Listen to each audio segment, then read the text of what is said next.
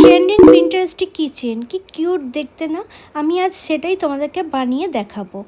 কেমন লাগলো শেষ পর্যন্ত অবশ্যই কিন্তু দেখে কমেন্ট করে জানিও। আচ্ছা, ফার্স্টে আমি পিঙ্ক স্যাটিন রিবন নিলাম। এটা হচ্ছে তোমার 1/2 ইঞ্চের আছে এবং এটা তোমরা 1 ইঞ্চিরও নিতে পারো। 1 ইঞ্চেরটা ফিনিশিং আরও সুন্দর হবে। আমি যেহেতু পিঙ্ক নিয়েছি তো আমার কাছে পিঙ্কের 1 ইঞ্চ ছিল না, তাই আমি এটা 1/2 ইঞ্চি নিয়েছি।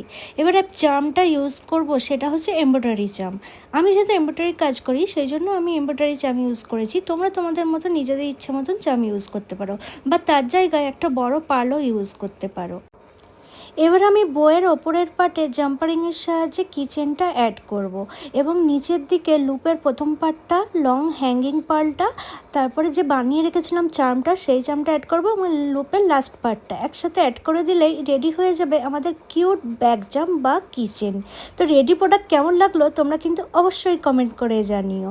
আর যারা ডিআইওয়াই করতে পছন্দ করো তারা কিন্তু অবশ্যই এটা ট্রাই করো, দেখবে জিনিসটা রেডি হয়ে গেলে একদম রয়্যাল লুক দেবে। আজ এতটাই থাক, টাটা।